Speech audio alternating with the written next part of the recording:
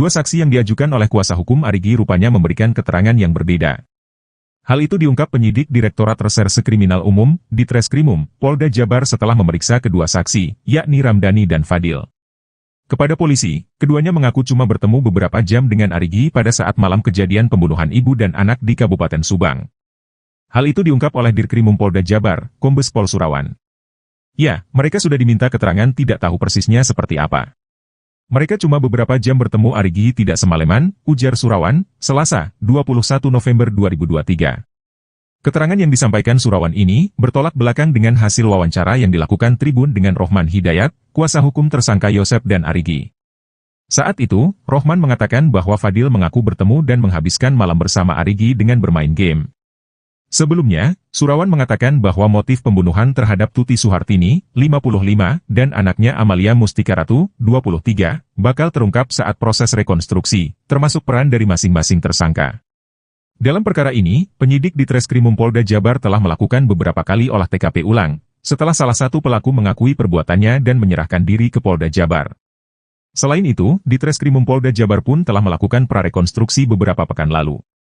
Total ada sekitar 95 adegan yang diperagakan dalam prarekonstruksi tersebut. Saat ini, Polda Jabar telah menetapkan 5 orang tersangka dalam kasus tersebut. Kelimanya adalah suami dan ayah korban Yosef, M. Ramdhanu alias Danu keponakan korban, Mimin istri kedua Yosef, serta Arigi dan Abi anak dari Mimin dari suami sebelumnya. Jasad Tuti Suhartini dan Amalia Mustika Ratu ditemukan di bagasi Alphard di rumahnya, Desa, Kecamatan Jalan Cagak, Subang pada 18 Agustus 2021. Polisi cuma menahan Danu dan Yosef. Sedangkan 3 tersangka lainnya hanya diharuskan wajib lapor.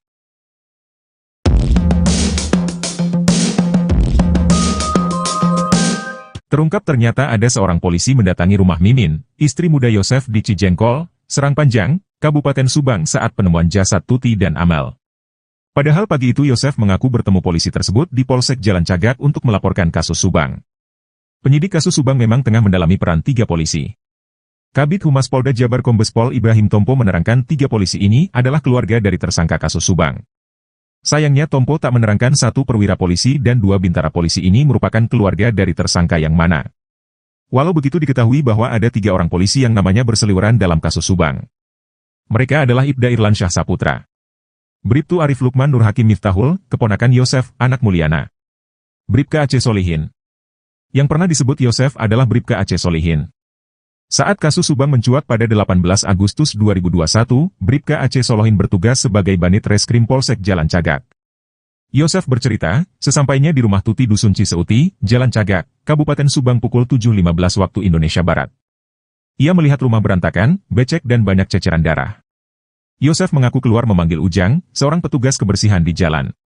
Ia kemudian mendatangi rumah kakak Tuti yang juga ibu angkat Danu, Ida. Setelah dari rumah Ida, Yosef mendatangi Polsek Jalan Cagak. Entah bagaimana ceritanya, Abi Aulia anak Mimin justru mengaku ada polisi yang mendatangi rumahnya pada tanggal 18 Agustus 2021.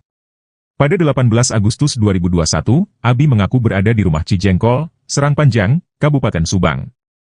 Abi mengaku mendengar suara motor Yosef, melihat motor Yosef dan melihat nasi goreng buatan Yosef di dapur rumah Mimin. Ia kemudian tidur sekitar pukul 3.30 WIB atau pukul 4 waktu Indonesia Barat. Abi Aulia yang merupakan adik dari Arigi Reksa Pratama ini mengaku bangun tidur di rentang waktu pukul 8 WIB sampai pukul 9 waktu Indonesia Barat. Kata Abi, ia bangun karena ada Bribka Aceh Solihin yang datang ke rumahnya.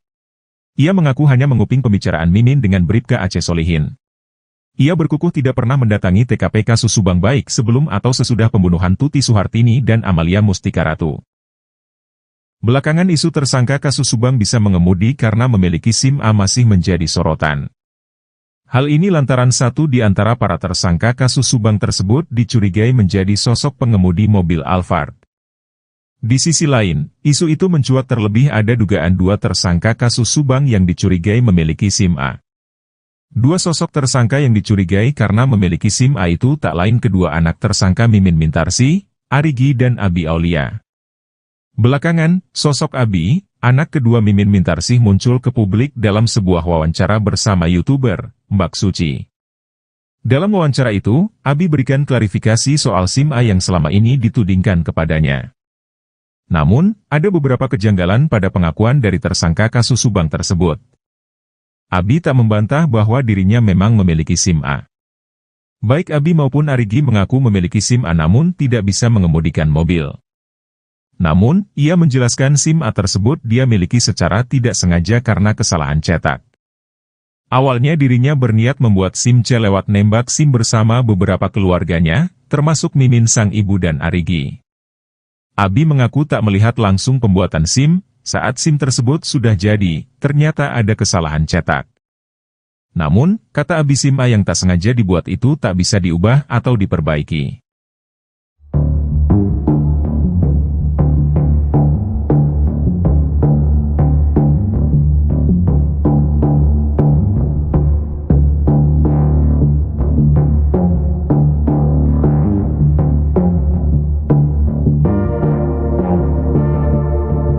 Yosef Hidayah, tersangka kasus Subang yang menewaskan ibu dan anak bernama Tuti dan Amalia bakal dihadirkan saat proses rekonstruksi di Jalan Cagak, Subang Rabu, tanggal 22 November tahun 2023.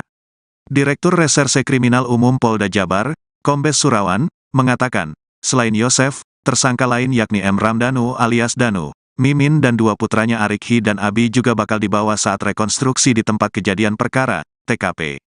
Rekonstruksi juga akan menghadirkan Kompolnas dan LPSK. Kehadiran Yosef di lokasi kejadian saat rekonstruksi nanti diharapkan dapat mengungkap fakta baru dalam kasus pembunuhan ini. Selain itu, kata dia, rekonstruksi juga bakal dihadiri oleh Jaksa Penuntut Umum, JPU, dan sejumlah anggota polisi lain untuk melakukan pengamanan. Sebab, dikhawatirkan banyak masyarakat yang menonton proses rekonstruksi tersebut. Sebelumnya, Surawan mengatakan bahwa motif pembunuhan terhadap Tuti Suhartini dan anaknya, Amalia Mustika Ratu, bakal terungkap saat proses rekonstruksi, termasuk peran dari masing-masing tersangka. Dalam perkara ini, penyidik di Treskrimum Polda Jabar telah melakukan beberapa kali olah TKP ulang, setelah salah satu pelaku mengakui perbuatannya dan menyerahkan diri ke Polda Jabar. Selain itu, di Treskrimum Polda Jabar juga telah melakukan pra-rekonstruksi beberapa pekan lalu. Total ada sekitar 95 adegan yang diperagakan dalam pra-rekonstruksi tersebut. Saat ini, Polda Jabar telah menetapkan 5 orang tersangka dalam kasus tersebut.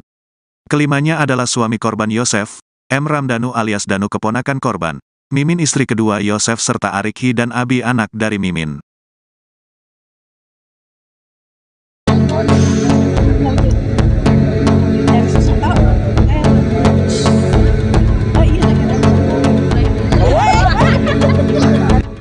Yosef Hidayah, tersangka kasus Subang yang menewaskan ibu dan anak bernama Tuti dan Amalia bakal dihadirkan saat proses rekonstruksi di Jalan Cagak, Subang Rabu, 22 November 2023. Direktur Reserse Kriminal Umum Polda Jabar, Kombes Surawan, mengatakan, selain Yosef, tersangka lain yakni M. Ramdhanu alias Danu juga bakal dibawa saat rekonstruksi di tempat kejadian perkara, TKP. Rekonstruksi juga akan menghadirkan Kompolnas dan LPSK.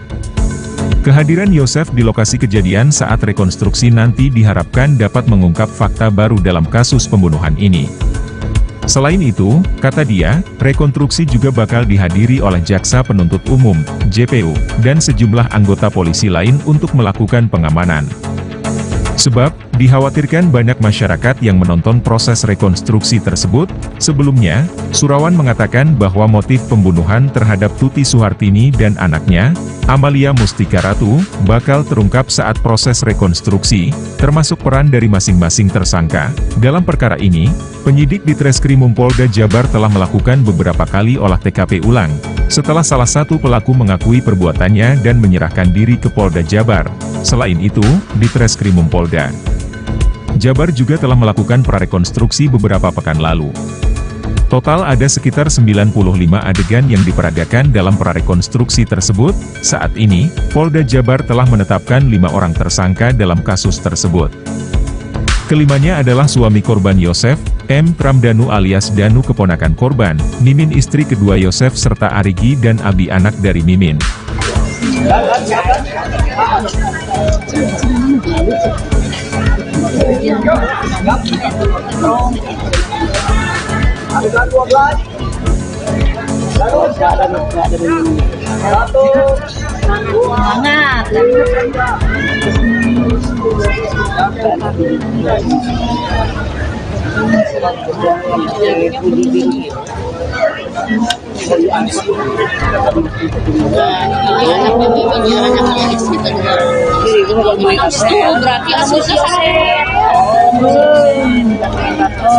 Berarti aslinya Sok di kuma di video titik. si Danu tas asli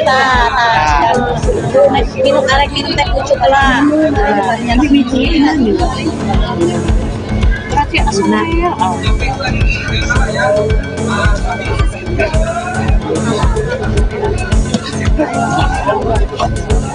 Di pucuk aja saksi gitu. Ini ada sudah apa? Ini juga nak keto-ketonya, berarti. Ya presiden sudah nomor apa? Jero.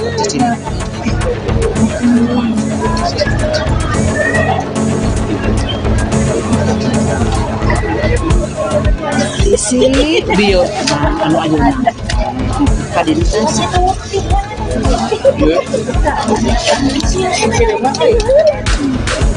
Aku manusia asli minum di jero.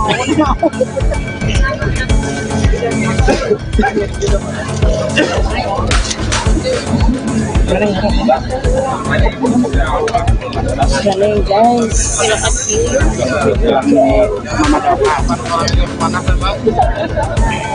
Datang